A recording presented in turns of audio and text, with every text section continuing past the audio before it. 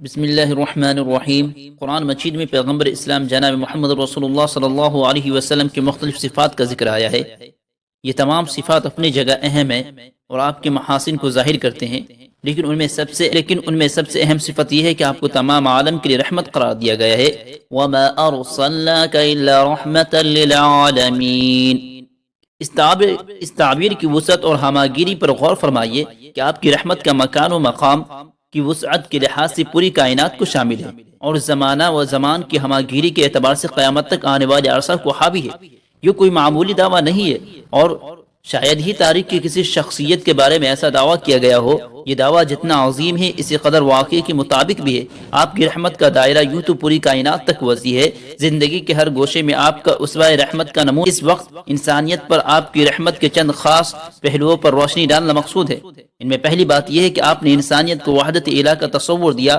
خدا کو ایک ماننا بظاہر ایک سادہ سی بات معلوم ہوتی ہے، لیکن بمقابلہ الحاد و انکار اور شرک و مخلوق پرستی کہ یہ ایک انقلابی عقیدہ ہے۔ خدا کا انکار انسان کو غیر ذمہ دار گناہوں کے بارے میں چری اور مادہ پرست بنا دیتا ہے، کیونکہ اسے جواب دہی کا کوئی خوف نہیں ہوتا اور دنیا اس کے لیے محض عشرت کدہ حیات ہوتی ہے۔ گویا انسان خدا کی بندگی سے آزاد اور لذت و عیش کا غلام بن جاتا ہے۔ شرک انسانیت کی تذلیل ہے، کیونکہ مشرک ادنا سے ادنا شے کے سامنے بھی پیشانی جھکانے میں کوئی حیا محسوس نہیں کرتا ہے۔ مشرک خدا کے بجائے مخلوق سے نفع و نقصان کی امیدیں وابستہ کر لیتا ہے، اس لیے اس میں توہم پرستی پیدا ہوتی ہے۔ اسے قدم قدم پر نحس اور بے برکتی کے خطرات پریشان کرتے رہتے ہیں، اور معمولی چیزوں کے خوف سے بھی اس کا دل بیٹھا رہتا ہے۔ اللہ کے ایک ہونے کا تصور انسانیت کی تکریم اور اس کا اعزاز متعلق ہے۔ اس بات کا اعلان ہے کہ اس کی پیشانی غیر اللہ کے سامنے جھکنے سے ماورا ہے، اور خدا نے اس کو پوری کائنات پر فضیلت بخشی۔ اس لیے قرآن ہمیں بتاتا ہے کہ اللہ نے فرشتوں سے بھی حضرت آدم کو سجدہ کرایا، اور اس طرح انسانی کرامت و شرافت کو ظاہر فرما دیا۔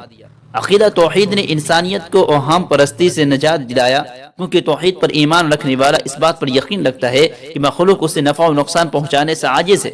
توحید کا عقیدہ انسان کے اندر خدا کی محبت اور خدا کا خوف پیدا کرتا ہے، اور یہ خشیت اور خدا کی راضی کرنے کا جذبہ فرائض کی ادائیگی اور ذمہ داری کا احساس پیدا کرتی ہے، اور وہ دنیا کو قصر عشرت سمجھنے کے بجائے محل امتحان سمجھ کر پھونک پھونک کر قدم رکھتا ہے۔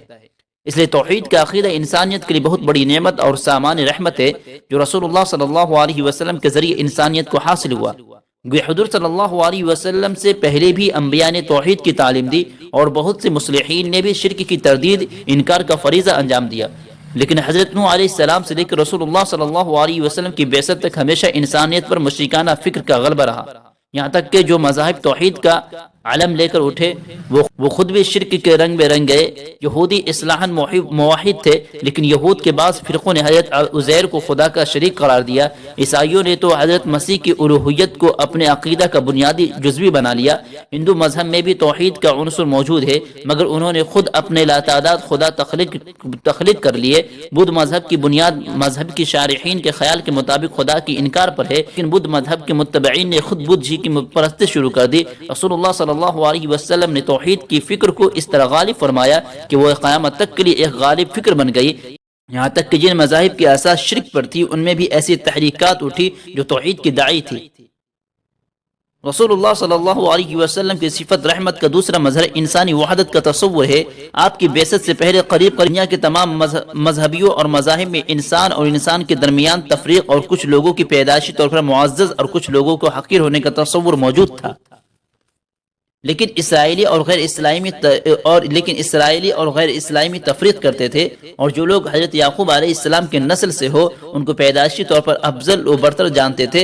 ایران کے لوگوں کا خیال تھا کہ جو لوگ بادشاہ کی نسل سے ہو وہ خدا کے خاص اور مقرب بندے ہیں، بلکہ خدا کا کنبہ ہے۔ ہندوستان کا حال تو شاید سب سے خراب تھا کہ انسانیت کو مستقل طور پر 4 طبقوں میں تقسیم کر دیا تھا۔ کچھ لوگوں کے بارے میں تصور تھا کہ وہ خدا کے سر سے پیدا کیے گئے ہیں، کچھ لوگ خدا کے بازو سے، کچھ لوگوں کی پیدائش خدا کے ران سے ہوئی ہے، اور کچھ کی پاؤں سے۔ یہ برہمن، ویش، کھتری اور شودر اتنا بدقسمت گروہ تھا کہ تاریخ عالم میں شاید ہی ایسی اجتماع اور قومی مظلومیت کی مثال مل سکے۔ ان پر تعلیم کا دروازہ بند تھا، ذلیل سمجھنے جانے والے پیشے مخصوص تھے، اور وہ اونچی ذاتوں کے لیے پیدائشی غلام سمجھے جاتے تھے۔ کم و بیش یہی حال دنیا کے مختلف علاقوں اور مختلف قوموں میں تھا۔ رسول اللہ صلی اللہ علیہ وسلم نے انسانی وحدت کا تصور پیش کیا اور پیدائشی طور پر افضل و برتر اور حقیر و کہتر ہونے کے تصور کو دور فرمایا۔ آپ صلی اللہ علیہ وسلم نے صاف اعلان کیا کہ کسی عربی کو کسی اجمی پر اور کسی گورے کو کسی کالے پر محض رنگ و نسل کی وجہ سے کوئی فضیلت نہیں ہے، بلکہ فضیلت کا معیار انسان کا تقوی اور اس کا عمل ہے۔ اس اعلان نے عرب کے معزز قبائل اور حبش روم کے بلال رضی اللہ عنہ اور صہیب رضی اللہ عنہ کو ایک صف میں کھڑا کر دیا، بلکہ یہ اجمی غلام جو کبھی حقارت کی نظر سے دیکھے جاتے تھے زعما عرب کے لیے وجہ رشک بن گئے، اور حضرت عمر فاروق رضی اللہ عنہ جیسے فرما روا بھی انہیں اپنے سردار کے لفظ سے مخاطب کرتے تھے۔ یہ آپ ہی کی تعلیمات کا نتیجہ ہے کہ اسلام کے پھیلنے کے ساتھ ہی تفریق و امتیاز کی زنجیریں کٹنے لگی، انسانی مساوات کے نعرے ہر سو بلند ہوئے اور دنیا کی مظلوم مقہور قوموں کو پیدائشی غلامی سے آزاد نصیب ہوئی۔ اور اگر کہیں کسی انسانی گروہ نے اپنی شقاوت اور جور و جفا سے اس ظلم کے سلسلے کو جاری بھی رکھا تو ان کو ہر طرف سے طعن و تشنیع کے الزام سننے پڑے اور مظلوموں کو ان کے خلاف صدا احتجاج بلند کرنے کا موقع فراہم ہوا۔ یہ آپ کی رحمت کا ایسا پہلو ہے کہ کوئی صاحب بصیرت اسے نظر انداز نہیں کر سکتا ہے۔